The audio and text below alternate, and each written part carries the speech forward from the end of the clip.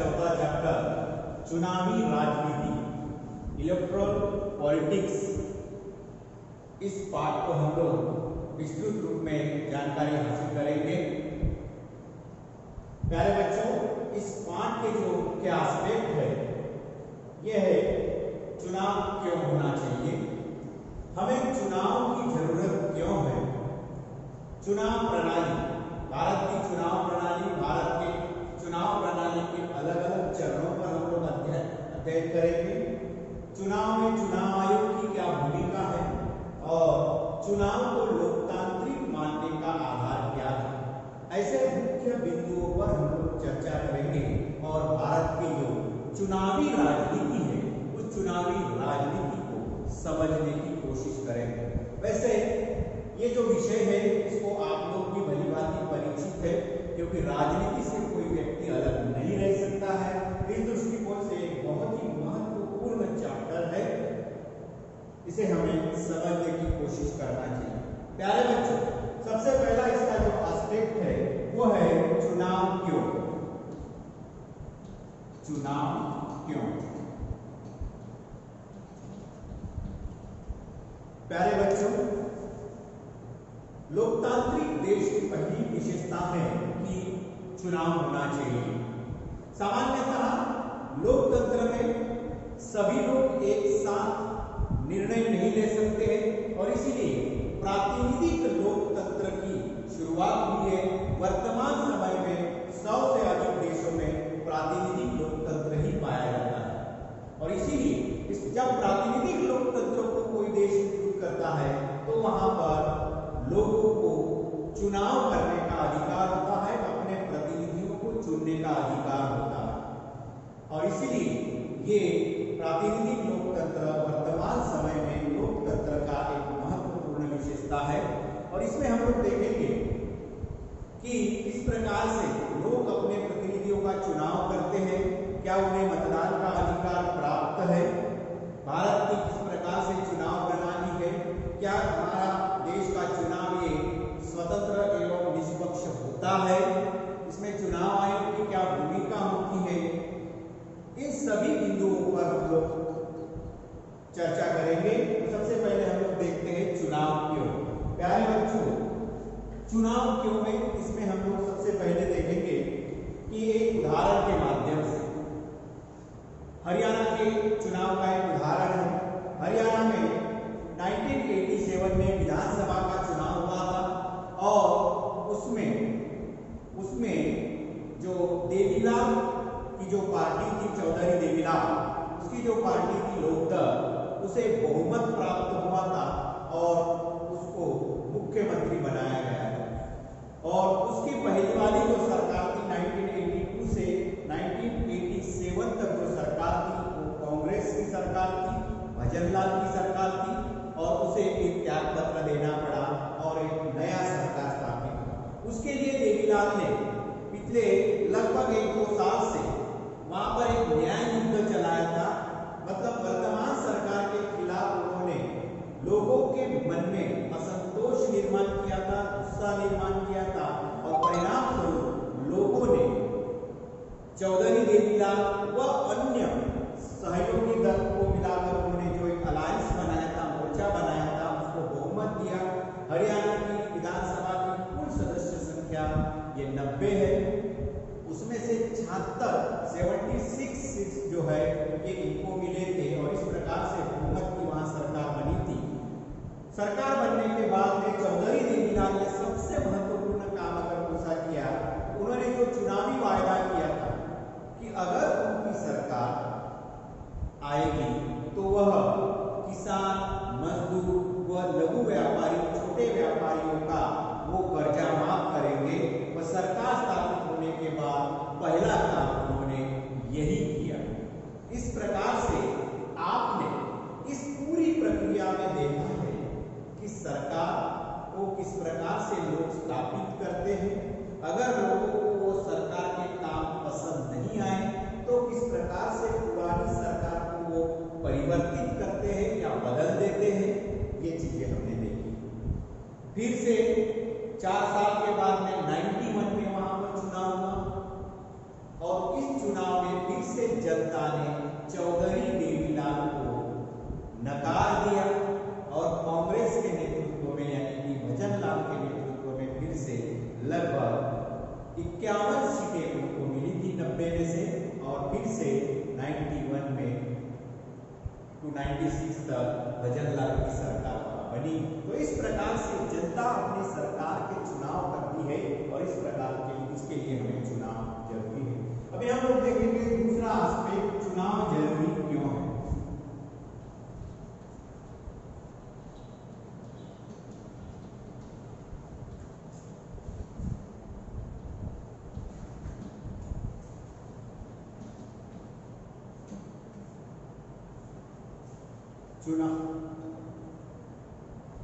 चुनाव जरूरी क्यों है? प्यारे बच्चों, लोकतंत्र की एक प्रमुख विशेषता है कि एक निश्चित अंतराल के बाद में, निश्चित समय के बाद में चुनाव होना चाहिए। मान लेते हैं अगर जिस देश में चुनाव नहीं होते हैं तो क्या होगा? तो स्वाभाविक रूप से सभी लोग इकट्ठा आएंगे, निर्णय लेंगे, लेकिन क्या ये आज के इतने विशाल राष्ट्र राज्य वाले देशों में सभी लोग इकट्ठा आके निर्णय लेना संभव होगा? क्या सभी लोग अनुभवी होंगे? क्या सभी लोगों के पास फैसला लेने की क्षमता या ज्ञान होगा? ऐसी कई सारी समस्याएं निर्माण हो सकती है। इतना ही नहीं कि अगर मान लेते हैं कि लोग ऐसे आएंगे भी अनुभवी अधिक उम्र वाले लोग वहां पर आकर फैसला भी करेंगे, तो सवाल यही आता है क्या वो जो लोग आते हैं उन लोगों का निर्णय जनता की ओर से लिया जा रहा है? क्या वो जो प्रतिनिधि निर्णय लेंगे वो क्या सभी लोग निर्णय ले सकते हैं या सभी लोगों की ओर से वो निर्णय लिया जाएगा? ऐसी कई सारी समस्या, और ऐसी व्यवस्था को क्या हम लोग लोकतांत्रिक व्यवस्था कह सकते हैं? नहीं।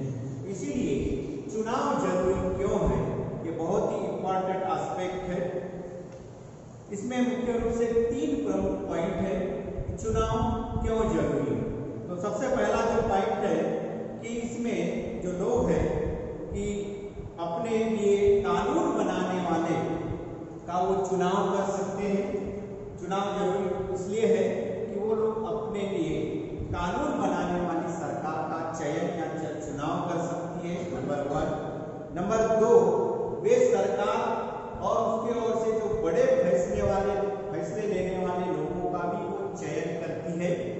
और तीसरा है, वे सरकार और उसके द्वारा बनाए जाने वाले कानूनों को दिशा निर्देश करने वाले पार्टी का चुनाव करती है। प्यारे बच्चों, वेरी सिंपल।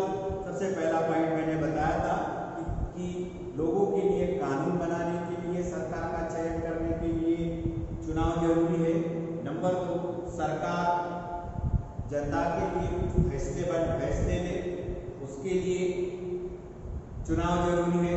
और तीसरा जो इम्पोर्टेंट है वो ये है कि सरकार जो भी निर्णय लेगी उसको इम्प्लीमेंट करने वाली जो पार्टी है उसका चयन करने के लिए चुनाव हमें बहुत ही जरूरी है।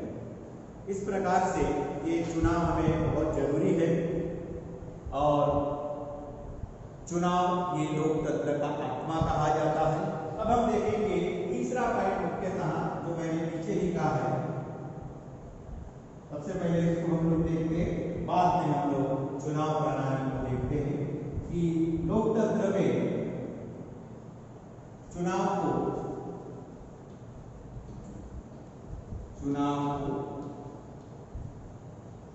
लोकतांत्रिक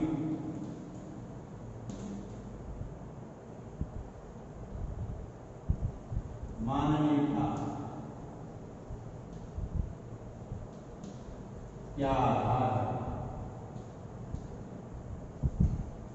चुनाव को लोकतांत्रिक मानने का क्या आधार है? प्यारे बच्चों, जब लोकतंत्र में चुनाव बहुत ही जरूरी है तो इसीलिए कि लोकतंत्र के लिए चुनाव क्यों जरूरी है, उसका क्या पैमाना है, क्या कोई मापदंड है, इन बिंदुओं पर हम लोग चर्चा करेंगे। लगभग 5 बिंदु है जिस पे पढ़ने के बाद में आपको समझ में आ जाएगा कि चुनाव को लोकतांत्रिक मानने का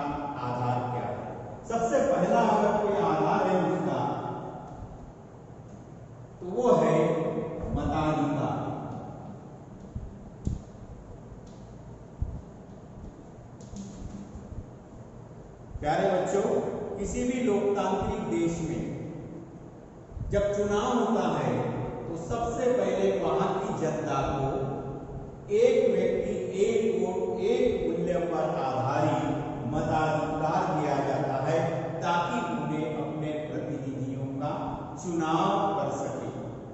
फिर से एक बात मैं बताता हूं कि लोकतांत्रिक देशों में सबसे पहले सभी लोगों को मताधिकार दिया जाता है, वोट का अधिकार दिया जाता है ताकि वो अपने इस मताधिकार के प्रयोग से अपने प्रतिनिधियों का चुनाव करें। दूसरा जो है इसका एस्पेक्ट, जो मताधिकार एक व्यक्ति एक वोट एक मूल्य पर आधारित है।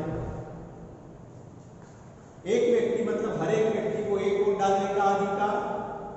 दूसरा जो है प्रत्येक को एक वोट डालने का अधिकार और उसका मूल्य जो है समान होगा। जैसे चाहे देश के राष्ट्रपति वोट करे तो भी उसके वोट की कीमत एक ही होगी, उसका मूल्य एक ही होगा, या देश का किसान भी करता है तो एक ही होगा। इसीलिए मताधिकार जो है ये चुनाव को लोकतांत्रिक मानने का एक पैमाना है। दूसरा जो है चुनावी विकल्प,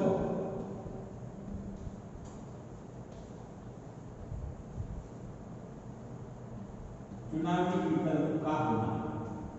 प्यारे बच्चों, बहुत ही मेन एस्पेक्ट है इसका ये कि जब किसी भी लोकतांत्रिक देश में जब चुनाव होता है तो जनता के सामने विकल्प होना चाहिए। विकल्प मतलब पर्याय होना चाहिए, अर्थात उस देश में कई सारे राजनीतिक दलों को चुनाव लड़ने का अधिकार होना चाहिए, कई सारे नेताओं को चुनाव लड़ने का अधिकार होना चाहिए। इसे कहा जाता है वही विकल्प, चुनावी विकल्प का होना। मतलब जनता के सामने केवल एक ही कैंडिडेट नहीं होना चाहिए। अगर मान लेते एक ही कैंडिडेट होगा तो मजबूरन उसे चुनना है, हो सकता है कई सारे लोगों को पसंद नहीं है, और इसीलिए जनता के सामने विकल्प होना चाहिए। विकल्प इसलिए कि अनेक राजनीतिक दलों के नेताओं को चुनाव लड़ने का अधिकार होना चाहिए, उसमें प्रतिस्पर्धा होगी और ऐसे समय में फिर जनता तय करेगी कि उनके लिए सही उम्मीदवार कौन सा रहेगा। इस प्रकार से ये विकल्प का होना बहुत जरूरी है। तीसरा जो इसका मुख्य बिंदु है, पैमाना जो है किसी भी चुनाव को लोकतांत्रिक मानने का, वो है नियमित अंतराल से,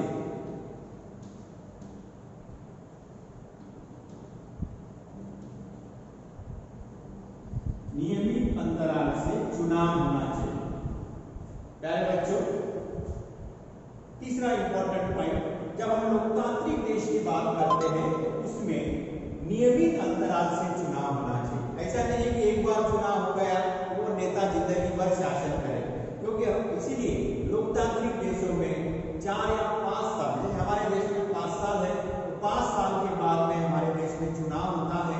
तो नियमित अंतराल से चुनाव होना ये एक लोकतंत्र का बहुत ही महत्वपूर्ण विशेषता मानी जाती है, उसकी आत्मा मानी जाती है, और इसलिए हर एक देश में ये नियमित अंतराल के बाद में चुनाव होता है।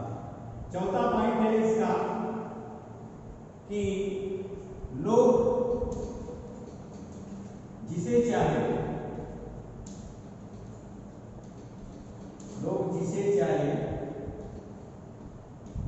वास्तव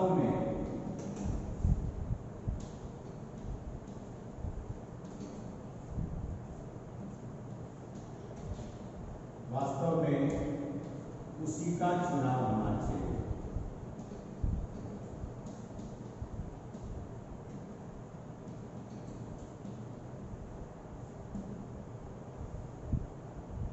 ध्यान दीजिए, लोग जिसे चाहे वास्तव में उसी का चुनाव होना चाहिए, मतलब लोग जिसे पसंद करेंगे उसी का, या लोग जिसे बहुमत के आधार पर चुन के देंगे वही देश के निर्णय प्रक्रिया में भागीदारी करने का उसको अवसर मिलेगा, या वही सरकार स्थापित करेंगे। इस प्रकार से अंतिम सत्ता लोगों के हाथ में रखी गई है, लोग जिसे चाहेंगे। जैसे आपने हरियाणा में देखा था कि जब 87 का इलेक्शन हुआ तो चौधरी देवीलाल को बहुमत दिया, उसकी सरकार बनी। 91 में इलेक्शन हुआ तो फिर से कांग्रेस की सरकार यानी कि भजन लाल की सरकार बनी। तो इस लोग जिसे जाए तो उसी का चुनाव होना चाहिए और वही लोकतंत्र में होता है। और इसका अंतिम पॉइंट जो है वो अंतिम पॉइंट है बहुत ही इंपॉर्टेंट पॉइंट इसका जो है चुनाव स्वतंत्र एवं निष्पक्ष होना चाहिए।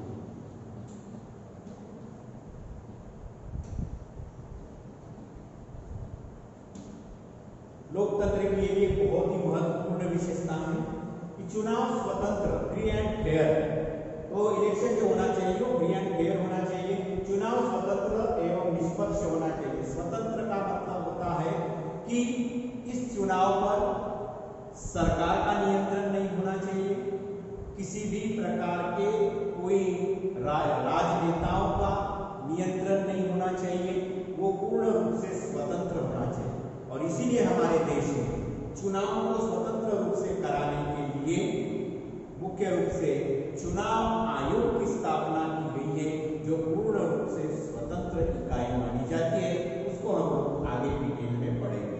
तो इसीलिए चुनाव स्वतंत्र होना चाहिए। कई सारे देशों में चुनाव होते हैं, लेकिन जो सत्ताधारी दल होता है वो अपने पद का दुरुपयोग करता है, अपने अधिकारों का दुरुपयोग करता है और चुनाव को एक तरफा ले जाता है। इसलिए चुनाव स्वतंत्र होना चाहिए लोकतंत्र में और निष्पक्ष होना चाहिए। निष्पक्ष मतलब किसी के साथ भी पक्षपातपूर्ण व्यवहार नहीं होना चाहिए। सभी को चुनाव लड़ने का अधिकार होना चाहिए, सभी को अपने प्रतिनिधि खड़े करने का अधिकार होना चाहिए, लोगों तक अपनी बात पहुंचाने का अधिकार होना चाहिए, उस पर किसी प्रकार के प्रतिबंध नहीं लगाना चाहिए। तो चुनाव स्वतंत्र एवं निष्पक्ष होना चाहिए। अगर ऐसा है तो ही लोग सही मायने में अपने प्रतिनिधियों का चुनाव कर सकते हैं, अपने पसंद के प्रतिनिधियों का चुनाव कर सकते हैं। इस प्रकार से ये लोकतंत्र को, जो चुनाव को लोकतंत्र का एक आधार माना जो जाता है, इस आधार मानने के ये प्रमुख 4 कारण हैं। फिर से मैं दोहराता हूँ, बहुत ही इंपॉर्टेंट है कि लोकतंत्र को या चुनाव को लोकतंत्र का पैमाना मानने का क्या आधार है। नंबर 1 मताधिकार, वहां के लोगों को मताधिकार मिलना चाहिए।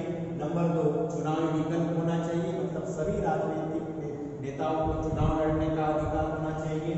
तीसरा जो है नियमित अंतराल के निश्चित समय के बाद चुनाव होना चाहिए। चौथा जो है जो लोग जिसे चाहेंगे उसी की सरकार बने या उसी प्रतिनिधि का चुनाव होना चाहिए। और अंत में चुनाव स्वतंत्र और निष्पक्ष होना चाहिए, जिससे लोग अपने पसंद के प्रतिनिधियों का चुनाव कर सकेंगे। इस प्रकार से ये चुनाव को लोकतांत्रिक मानने का आधार है। अगर इतनी सारी बातें जिस देश में है तो उस देश को हम लोग सही मायने में लोकतंत्र कहेंगे। लेकिन यहाँ पर एक प्रश्न ये है कि इतनी सारी विशेषताएं तो है, लेकिन क्या वास्तविकता में वैसा होता है? अभी हमारे देश में भी नियमित अंतराल होते हैं, चुनाव होते हैं, विकल्प भी होते हैं, मताधिकार भी है, ये 5 पॉइंट है। लेकिन क्या अंतिम पॉइंट जो है, क्या सही मायने में चुनाव स्वतंत्र और निष्पक्ष होते हैं? तो इस प्रकार से ये आज के इस अध्याय में हमने 4-5 बिंदुओं को देखा है। सबसे पहले हमने देखा है कि चुनाव क्यों है, चुनाव जरूरी क्यों है, और अंत में हमने देखा था कि चुनाव को लोकतांत्रिक मानने का आधार क्या है। अब हम यहीं पर रुकते हैं और कल अगले पीरियड में हम लोग देखेंगे कि हमारे देश में जो चुनाव प्रणाली है, किस प्रकार से भारत में चुनाव होता है, चुनाव के किस प्रकार से अलग अलग चरण पाए जाते हैं, और साथ ही चुनाव प्रणाली में हमारे जो चुनाव आयोग है, चुनाव आयोग की क्या भूमिका है, इन सभी का हम लोग अध्ययन करेंगे। बहुत ही महत्वपूर्ण चैप्टर है। आज के इस टॉपिक पर मैं आपको 2 प्रश्न देता हूं।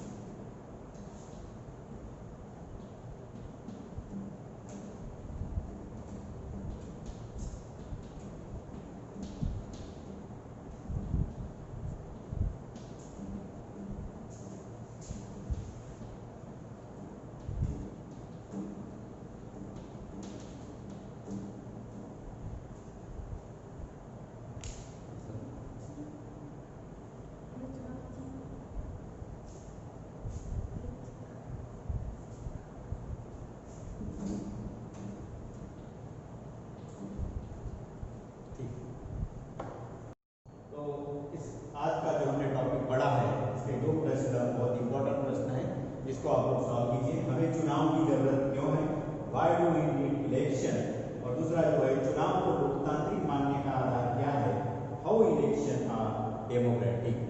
Thank you. फिर कल मिलेंगे हम लोग नए पॉइंट के साथ। हमारे देश की चुनाव प्रणाली कैसी है इस पर विचार करेंगे।